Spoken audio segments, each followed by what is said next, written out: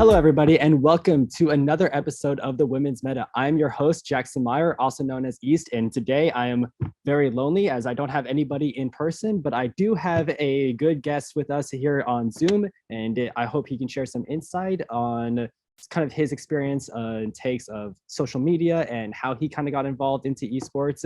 And even though he is not a female, as kind of the title of the Women's Meta, I believe that he has a lot of insight that I think is important to share from both, or at least two male aspects of this topic. And so without further ado, Mario, would you like to introduce yourself? Hi, thanks for having me. My name is Mario. 20, big esports fan, as you guys can probably tell by the G2 jersey. They're playing in the major right now, so fingers crossed. Sort of my introduction to esports. I guess I started playing League of Legends in like 2016. Yeah, 2016. Became a TSM fan because I like teams that win, I guess. And TSM wins or won, I should say. Yeah, Um, but ever since then, it's kind of just been, journey. I've been figuring out what I want to do in the space. I've been venturing into other esports. I'm really big on fighting games at the moment. That's sort of my fix right now. Smash, Tekken, Street Fighter, Guilty Gear, Melee as well. I should probably say Ultimate and Melee. Just differentiate the two. I used to write for Overtime Champions, this esports network. A few articles up on their website that you guys can read if you want to. that will be posted or somewhere in the link right over here. Yeah, that's pretty much it. I'm just excited to be here. Yeah. Yeah, well, thank you for joining us. It's an honor having you, and I can't wait to get your insight on some of these topics. We have a lot going through, and I think as someone who is so into social media, both as a profession and both into just having it as a joyride, I think you're going to bring a lot of insight into what we want to talk about. And so, before we actually get into social media, I actually want to go back into the first episode, which also will be right over here. The first episode, we had an interesting conversation both with Kinsey and Olivia, who mentioned this idea of male interpretation, like male, I guess, overshadow in the space, in the esports space. And something that came into mind was kind of this debate going back and forth where I asked them, is the way to invite women into the community, is it through women's representation, or does it have to be through the male aspect of it? And I think if we had Kinsey, who said that it needs to be more of a male lead that kind of invites women in to the space and makes them feel comfortable and makes them feel wanted. Meanwhile, Olivia, on the other hand, said that it was very important that we need to see women at the top. We need to see women representation to bring women in as well. And so I kind of want to get your perspective on it, as I thought it was just an interesting topic, and I feel like you might have something to share on that. Yeah. I think I agree with both Olivia and Kinsey. I think it's important that we sort of change the male culture around gaming in the space right now. It's very exclusionary to women specifically. Like, I mean, everyone has stories. There's a girl in your ranked game at Valorant and some guys being weird in the voice comms, like they're being sexist or they're just being weird, like that probably doesn't help that girl feel comfortable playing in another Valorant game, Yeah. But I also think that it's important for women to just to reach the top. Like, there's CEOs, there's the EG CEO, Nicole, I think is her name. There's the content creators that have reached the top of the space. Like, Pokemon was the most watched streamer like a few years ago.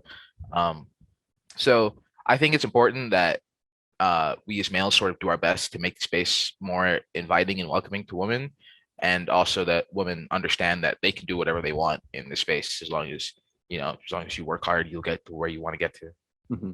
Yeah, definitely. And just another topic that came up last time was this idea of women's leagues. Valorant is a great example of it, and definitely probably the most prominent and famous for doing it. And we've seen so many successful all women's Valorant teams coming into the scene for VCT, specifically Cloud9, who is just getting paid monthly at this point for winning the scene every time. These tournaments are just donations to the scene white bank account, honestly. Yeah. And the only thing is, Olivia mentioned that this is something that seems interesting. However, wants it to only be temporary, as this is like a way to invite women into the esports scene, get them famous and recognition. but doesn't want this to become as famous as something like the WNBA, as that has its own issues of viewership Yeah. and whatnot. And hopefully, I'll kind of want to get your opinion on this idea of a temporary women's league. Should it be something temporary, or is this something that this might be the only way that women can get representation, or women can get actual viewership in esports? Um, I don't. I think on a base level, I don't think there's an issue with women's leagues because it like the goal is obviously to create a space where these women feel comfortable competing with each other, um, and all that stuff. But we also can't ignore the fact that it's like the main VCT circuit is like 100% male dominated, basically. I don't think any of the teams going to champions, for example, for Valorant have any like females on them. Like, I can't think of any. Yeah, so it's hard to ignore the fact that the system isn't functioning as the way like Riot, for example, would want it to. Mhm. Um, but I also think these female tournaments are a great way for like these unsigned, really good female players who are way better than I'm ever going to be. Yeah. Um, like for them to get recognition and then to potentially maybe get signed on like these more mixed rosters. I mean, we even saw EG's their first Valiant roster was mixed. They had Potter, who's like I think their coach now, and she was on the analyst desk for the North American LCQ. She was a player first. That's what she did. I think she played Cisco as well. I'm not sure. I would imagine. Mhm. But I know for a fact that she was on the first iteration of the EG Valorant team. So there are teams and organizations out there trying their best to sort of create spaces and environments where these women feel comfortable competing amongst the men. But it's just, I think it's, I honestly, I think it speaks to a whole like other cultural issue outside of esports in general that like why we see more male esports athletes just because there's a good chance that they were told that they can play games earlier as a child, you know, like they weren't like ridiculed for having gaming as like a hobby as a kid. So they just got better at improving at video games, and that skill sort of carried on to the rest of their lives. But when it comes to women's leagues in general, um, I sort of I sort of agree that it should be temporary because the goal should be like to have orgs that are mixed competing amongst each other to be like the best in the planet. Because I remember I was watching a Plat Chat Valorant podcast. There was an interview with two members of C9 White. I forget which ones. And the quote that really stuck out with me was, "I'm not doing this to be the best female Valorant player. I'm doing this to be the best Valorant player." Yeah. So it's like these women that are competing, like they don't want to be known for being a good female player. They want to be known for being a good player. Yeah. So I think it should be temporary is like ideally the goal. Mhm. Yeah, I think we had some agreements in the last episode as well with Olivia, and even Kinsey, I think, kind of sort of moved over to that side of being temporary as well, even though she felt comfortable in that space of having just a female league. But Yeah. anyway, on to then. Hold on. One last thing. I don't see. I think we can do both. I think there can be leagues that are only female, and then there's like I guess because it's not like the main VCT circuit is like a male Valorant league. Yeah, no. You know, it's just the main. It's just the main Valorant league. Mm. So I don't think there's an issue in having a female Valorant league coexisting alongside the main circuit because you know maybe some women just aren't trying to like win champions, you know, like that's everyone's goal is different. So both spaces should be able to exist. It's an interesting way to say it. It's kind of similar to how like academy leagues in League of Legends almost bring up talent. It's almost like bringing up new female talent to come into the big league. Yeah, exactly. Anyway, so moving on to kind of the main topic of today's podcast episode, social media, and what do we see as kind of consumers of the media? And boy, oh boy, is there a lot that we see and a lot of stuff that we do not want to see. And want to go right into Activision and Riot Games lawsuits. Oh, it is something horrible that has come up recently, and I don't think we're going to stop seeing stuff like that anytime soon. We are honestly probably going to see more of it as we're getting more comfortable to get out of the space. And it is, it's something horrible that we kind of have to see. And it's something that's really unfortunate as, you know, lovers of esports are in. But going on, like, there's a big lawsuit going in right now. They're suing over the state of California, and they're kind of not taking any blame for it. They're kind of just like, oh yeah, this happens. Like we're sorry. It's like the South Park episode where Yeah, the BP oil gets the thing. They're just like, oh, we're sorry. We're yeah. sorry. We're gonna change McCree's name. Yeah, yeah, we're gonna change McCree's name. Like it's just something that we need to create a safe environment for women in esports, and this is a lot that's coming out, and so hopefully we can kind of see some changes going into the industry, in the actual industry and in the job scene as well. But I think for that to happen, we need more women to actually step up and talk about the sexual harassment that's been happening. Yeah, The only problem is that there are times where HR is the one that's doing the harassment. Like there's yeah, no place they can actually go to. And I'm hoping that I think Riot Games have done at least a better job in like, oh yeah, we had some bad mistakes and we've kind of moved on to it. Like here, we are having a lot more female representation to our league. We're bringing in a lot more minority groups into esports and kind of improving on that. I haven't seen anything from Activision Blizzard besides changing McCree's name, and yeah. it honestly kind of stinks that I don't hear people talking about it anymore. I don't know if you've seen anything much about it, but it literally blew up on the news for a little bit and now it's gone. And I haven't seen any, I haven't heard anything about whether they've done anything to change as well. And so Yeah. I kind of want to get your side of obviously these horrible lawsuits that are coming out. Is there any way, like, what are the next steps that these companies have to do to one, gain the respect of gamers and females back, and two, how are they able to change their work environment to a place that something that women would actually want to be a part of? Yeah. This is a hard topic to sort of like digest because it's I mean, obviously these things never should have happened in the first place. Like Yeah. there's the environment that these like founders, the people in charge of management or HR or whatever created never should have been one that was like allowed this to happen, obviously. So, but now that I guess now that we're like hearing more about it, it's it's tough because let's just take Activision for example. It's the most recent one, probably the most like egregious, at least from everything that I read. Yeah, it's the most well known. It feels like the most egregious based on everything I've read. Obviously not to downplay anything that happened to any females at Riot, for example, but you know these are the Activision ones seem like very extreme. Yeah. Um, and like we said, all they've done, all I've seen so far as like action taken by the company itself, is say, "Oh, we're sorry. We're just gonna change McCree's name and we're gonna take some emotes out of World of Warcraft." It's like, I have a friend. He plays World of Warcraft like religiously, and he's like, they removed the spit emote, which is not sure what that's really doing. Like, what is removing the "I am now spitting on you" emote after I killed you in a World of Warcraft PvP going to do to sort of like fix these real issues at hand, you know? Yeah. But I think it's important that we're getting publication about it, that like people are not afraid to sort of like write about it and talk about it. Even though these are like billion-dollar companies, like it's important as like I guess as journalists that the people are exposing this. Yeah, Even journalists, just we need them. We really need yeah, them. we really need journalists. Yeah. Um.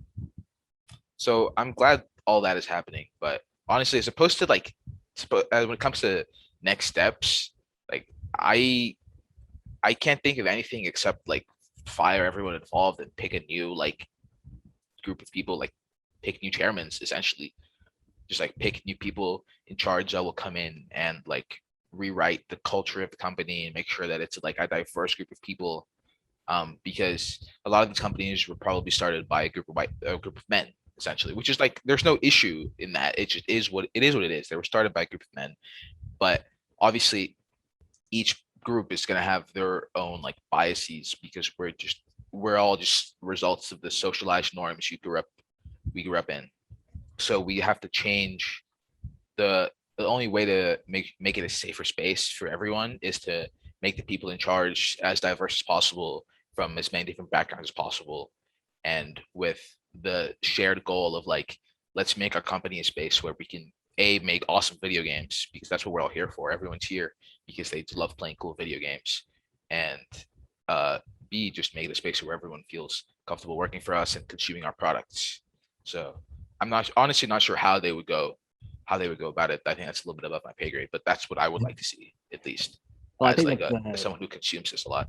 yeah, I think that's an interesting point that you mentioned because I think Riot Games have done that really well, both in Valorant and in the League of Legends scene as well, where we Yeah. have a lot of different women that are coming in these really high roles and like these top analyst desks, these top players coming in as well. You have like Avali, who is, I mean, obviously not on Riot anymore, but Content machine. content, yeah, an absolute content Yeah, machine. it's incredible. Yeah, absolutely incredible. Tigress coming in as well as starting off from just like I think she was a college caster for a long time, and then finally Yeah. now, I mean, she's the host. She is like a Yeah. co-host with Yeah. Dash She into shares a host with Dash. Yeah. yeah, exactly. And then Emily Rand also coming from China or from the LPL scene in now one of the I guess one of the most famous, one of the well recognized analysts of all time, and even now, I don't know if you followed Mimi, who's now coming into the scene for Valorant, who Um, made her an career evil of cat. posting. Like, Oh, it's Evil Cat, right? yeah, yeah, Yeah, I remember she was on the co-stream for LCQ with Plaid Chat. yeah, She's really funny. yeah, yeah. She's really. I like literally made her career through just all Twitter posts, and now she's sharing the host space at the LCQ with Tigress as well.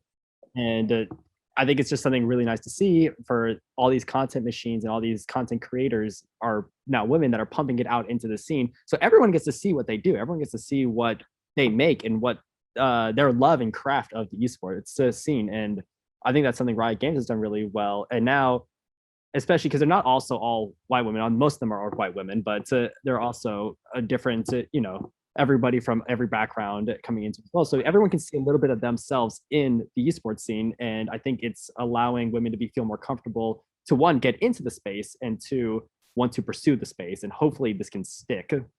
Yeah.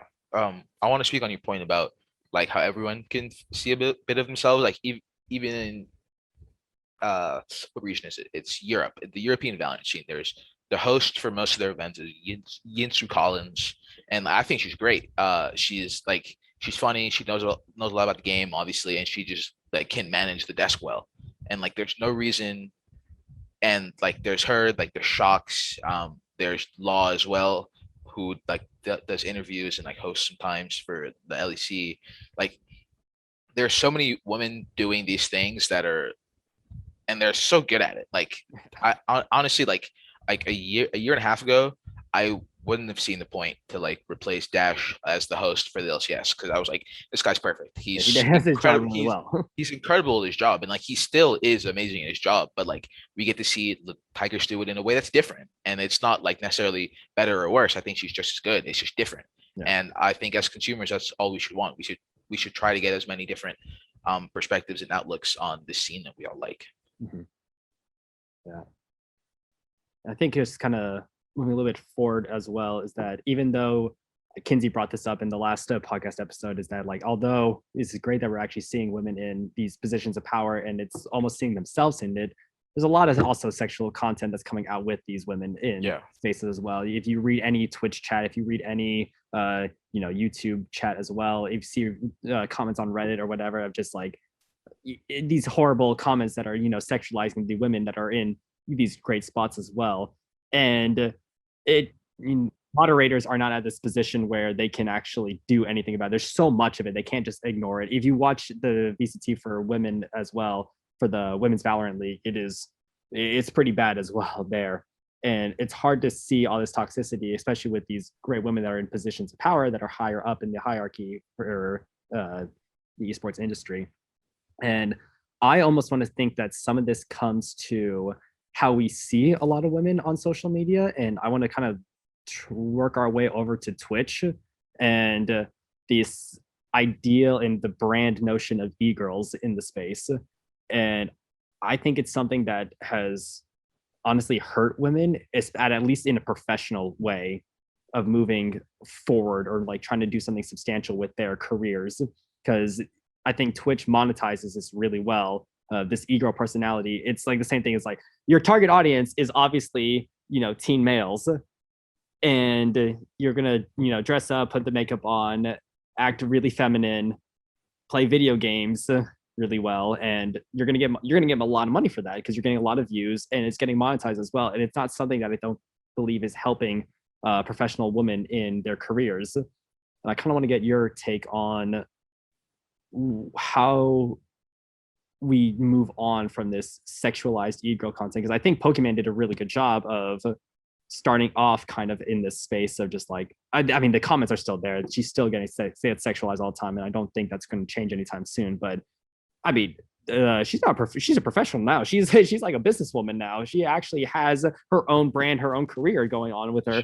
She And owns Evo. yeah, she owns Evo. She Like, literally owns half yeah, that was the Evo. Like craziest. that's Like, so badass. yeah, that was the craziest tweet I think I ever saw. Like the morning I woke up, I was like, "Oh, she owns Evo now. We can get Melee. Let's go!" Like, Cool, we can get Bailey back. yeah, Free Bailey, exactly. baby. And so I think it definitely she's able to do it because she's at the top of her, top of her role, and even top in if you combine men and women in Twitch, she's in the top of her league as well. Yeah. But even if we look at the lower, we see the trend of hot tub streams that came out recently, which is clear sexualization of it. We have sexualized ASMR that's going in there. It's like they're not even playing games. It's like the just chatting aspect of it. And I think it also hurts women who are just playing or just they're actually on Twitch to play video games for a shared audience because they're not going to get anything because all the guys are just like, oh, you don't have any revealing clothings on, so I'm just going to go over to all this content that's already made for that. Yeah. And is this something that Twitch has to crack down on for women to have a role on and to move on in their professional career in Twitch? And even because a lot of times the people are getting recruited from Twitch into organizations like Cloud9, TSM, and CLG, all that. Yeah. I feel like the main issue is with sort of the culture. Okay, let me start over. If honestly, if a woman wants to be like an e-girl, that's fine. I can't do anything about that. That's their life, and I don't see anything wrong with it. But at the same time, I also think that the reason that one could be so successful, sort of like sexualizing themselves and like being an e-girl or whatever, is sort of like the culture surrounding the entire thing. It's like for a long time, women have been seen as just like their value came from like how valuable like sexually they were, or like their looks essentially. And now that Twitch has a system that is like rewarding that, we're obviously going to see more women going to do that. And I don't think it's hard to talk about, honestly, because what is I don't think you can blame like any particular woman for like starting this like hot tub stream meta or whatever that we saw. Yeah, it's just if I can make money with the hot tub stream, it's like I'd easily do it as well. All they're doing is securing their bag, honestly. Yeah, it would be dumb not to. Yeah, it would be dumb not to. But at the same time, I can see the argument. I think there's an argument to be made that if women continue doing this, they're just going to keep getting sexualized, and like the cycle is just going to keep going forever. But at the same time, like we said, I can't blame someone for like wanting to like make a living for themselves doing this like thing that is like easy on Twitch. So I think the problem is with this like cycle that exists. I think that's like the main issue that has to get cracked down on. But it's like, how do we sort of reformat like thousands of years of society? Essentially is what it comes. It's essentially what it comes down to. Where for us to live in a world where they don't feel like they have to sexualize themselves to make money, because I don't think even like any of like the top hot tub streamers were like always doing that. I don't remember this a few years ago on Twitch. Yeah, I think it was just like a trend that came up, and then the minute the next trend came up, everyone jumped to that side. Everyone jumped to that one, yeah. But I still even see it on like my like recommended channels on Twitch. It's like Amaranth, 25,000 viewers, and I'm like, damn, that's a lot of viewers, and all you're doing is sitting there and like writing names on your body. Yeah, it's like I can't. I'd be doing the same thing, honestly. Yeah, exactly. Yeah, I'd be doing the same thing if I could. So Yeah. So do you think Twitch has to be more firm about their Yeah, terms and conditions of their policies to yeah, I act on think it? Because I swear it's the same cycle every time where the main three to five women that actually, oh, I'm not gonna say get away with it, but they, they use the yeah, system yeah. well. Like Like they use the system well, and then like they'll get banned for 3 days, they and get banned then for 3 days. They they'll do like a unbanned slap on the again, wrist, and then and they're then it's just unbanned expected. immediately. Yeah, but yeah, I do think Twitch should be a little bit more strict on like the type of like content they're allowing on their platform. But at the same time, like I'm pretty sure most of these streams come with a, hey, this is like a mature audience is only supposed to be watching this.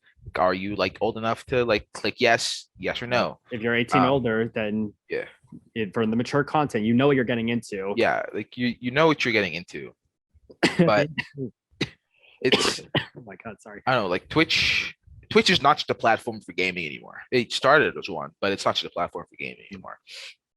And that's fine. But I also think that Twitch should definitely be more careful about what they're allowing on on their site because it feels like I have a little brother. He uses Twitch. Like what like 9 year old is it on the internet? You know, like he's like watching people like stream Beyblade or something. I don't know what he's doing. But like I wouldn't want him to like happen to scroll on to like a hot tub stream. You know, like so. But he could like, and it wouldn't be very difficult. Yeah, no. And even as kind of you brought that up, it's like even if you had like a younger sister, that was the content that she was seeing of just like this is how she would be This is what successful. it takes. Yeah. Then Yeah. It's kind like of I don't needs more, or at least you deeper into the rabbit hole. I think. yeah. I feel like it just limits everyone. Like girls women should be allowed to make their money from hot tub streams and they should also be allowed to make their money from raging at Valorant teammates. You know, like both things should be allowed. It's just the issue right now is that the Twitch meta seems to favor the hot tub streamers as opposed to just girls trying to like play video games, and that's a whole other conversation of issues. It's like, oh, guys going, girls can't be good at video games, no way, you know.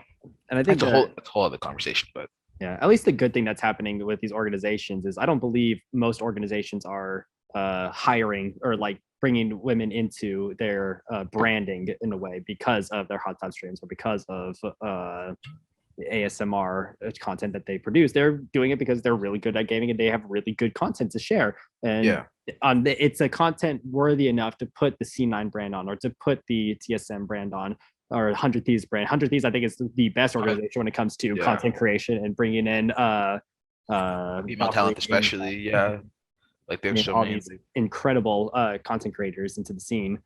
Yeah, And I mean, they make just as much money, I think, even more than most of yeah. the hot tub streams coming in, just because of Valkyrie how good probably it makes is. Yeah. bank. Yeah, Valkyrie is probably making more bank than Amaranth, and Oh, like I'm sure she that's is. fine. Uh-huh. Like there's no issue either way. It's just that Twitch seems to be thriving off of sexualization at the moment, and you know, given the history of our society, it leaves a sour taste in my mouth almost to like be profiting off the sexualization of women specifically. And maybe there's a universe where it's the other way around, and I'm sitting here and I'm going, it feels leaves a weird taste in my mouth that they're profiting off the sexualization of men, but that's not the universe we live in, you know. Exactly. Yeah. I think at least a way that might be able to change it is that if you are actually someone in the esports scene or you're actually men or women trying to get into it, if you got your Twitch Prime subscription or whatever, try to push it to somebody who actually plays video games or actually wants someone who's trying to get into the scene because organizations like the Cloud9 and everybody, all the esports organizations are going to be looking for that. They're going to be looking for people for followers in a way, Yeah, of and course. Like, that's going to make them money as an organization, as a brand. And so if you got your Twitch subscription, subscribe to some of the lesser streams, maybe because all the top streams might be the more sexualized content, but find something that you really enjoy personality wise, give them subscription, give them your viewership, recommend, share them to everybody else. Eventually, hopefully they get popular enough and then we actually see them on the big screen and they can make more because they actually have the money to make more content. And hopefully that cycle is the younger women can now see this great content coming in from these women and hopefully want to shift over and make a career, make a profession out of yeah, it. So, exactly. The more women we see making money off of like their just like their personality or like their gaming skill or whatever, Mhm. the more we see that, it'll eventually trickle down and we'll start to see more and more and more. Mhm. Like again, not that there's any issue with like I keep bringing up Amaranth, I don't know why, but like I don't think there's any issue with women making money off hot tub streams like it is because it's still hard. Like you're Oh pumping yeah. out content like 24/7, like you're marketing yourself. Like they're still using all of the same skills that all these like gaming creators are using. Mhm. Mhm. It's just like their medium is a little different. Yeah, definitely. Yeah, definitely their target audiences I think also a little different as well. Or they have, I guess, I don't want to say they have more of a target. Like there's more people in that target audience that would probably appeal to their content over somebody that would just do gaming. I don't want to say that, but it's true in some cases and not true in some other cases. Yeah, like I want to there's probably generalize this overlap all. too. Yeah. Mhm. So I think kind of closing this all done, I want to just talk a little bit about female media content, just as you and I are just huge consumers of it, where we're always on social media. We always see the good and the bad of what's coming on into it. And Yeah. kind of just want to get any last remarks from you about where we are and where, what, if there's anything that needs to kind of happen to make a better space for women to post their content or to be seen on social media and hopefully feel safe on it. Um, I think it's an issue that every like few months I see a tweet from Shocks and she's going, "Hey, this random idiot with no profile picture on Twitter called me like unsat a word that you're not supposed to call women on the internet again just because I was wearing a bikini in a picture." And it's like there's an obviously a bigger issue if I'm seeing this like every 3 months or something from Shocks or every time she's on vacation and it's like trying to enjoy herself and there's like some random buffoon online. Like this is an issue obviously. Um, as to how I would make it, how you would make it safer, or so they would feel more comfortable posting. I don't know. It's weird because at the same time, part of me wants to go. It's just the internet. Get over it. Post what you want. Yeah. But part of me also knows is like if you're getting bullied and harassed 24/7 for like just being yourself online, just off the pure fact that you're a woman, like I can't relate to all of that, but I imagine that it doesn't feel super great. It's got to be hard to You know? even feel comfortable or feel even safe to do anything along those lines. Yeah, exactly. Like, and it's so weird to me that like women are the only ones being judged on things like their like attractiveness, where it's like Ashley Kang, who's like a fantastic interviewer, like does all this great content of like the Korean teams, the LEC teams too. Like I think she interviews the Chinese team sometimes. And it's like, why are people going, your face looks weird in this interview? It's like, what is that? It has nothing to do How with. does that affect the content that you're watching? It's like I'm here to listen to showmakers calling con about a bad player. Like that's what I'm here for personally. Like, but if it sometimes it feels like such a like systemic thing that I'm like it's that I feel like it's hard to come up with a solution because like I said, it feels like we almost have to go back like a few years and just change the way everyone like interacts with each other. I don't honestly, but yeah, honestly, it's a hard question to answer. But like as far as like someone who consumes a lot of social media, like on Twitter, pretty much religiously, like if something happens in the world of esports, like I probably know about it in like an hour or two, um, just because I think it's interesting. So, um, yeah, like let's take the reflect situation actually that happened with Falcon. I think it's a good example. The reflect thing, the blue light face cream, I think, face wash that she was gonna put out. And obviously, I'm not here to defend or reflect. I think it was kind of a scam. It was kind of a sham. Blue light. It doesn't hurt you. You'd have to sit in front of your like computer monitor for like 24 hours a day. Most of these gamers are already getting exposed to blue light every Yeah, multiple exactly. hours of their day. Yeah, and it's like I feel like we know at this point if blue light was actually harmful to like your skin as a human. So I'm not here to defend that, but the backlash she got was like it was so like it was vitriolic almost. It was so extreme. Yeah. And I'm like, okay, yeah, she made a mistake and she's going on stream and she's talking about like how she saw these studies, but the company didn't want to like put them online or show or whatever. Like, yeah, she very clearly just made a mistake, and that's fine. It happens, you know. No, of course. Um, but The I backlash was not a mistake though. Like, yeah, the backlash was just over the top, yeah. just because I feel like part of it was just because she's like a woman, and like I feel like if you or I had created this mystery blue light skincare routine, everyone would be like, okay, these people are like obviously very clearly kind of idiotic. They don't really know what they're doing. They're Yeah, trying to make a buck here and there. Like, yeah, they don't really know what's going on, but like I don't feel like we would have been attacked as respect it, but much. nice try. Like, Yeah, basically, it's like okay, you got me in the first half, you know. Um, it's just yeah, I don't know. The internet is a strange place, and it's like I feel like until we fix the issues in like the ranked Valorant matches where guys are being weird towards women, we'll just keep seeing the same thing online because it's just a reflection of each other almost like especially in a space like esports where like we have such close access to like our creators. Like I could tweet at Bjergsen right now and he probably wouldn't respond because he doesn't check Twitter, but there's a chance, you know, there's like a 0.1% chance if Bjergsen goes, you know what, this is worth my time today. yeah. So I think that creates almost such like a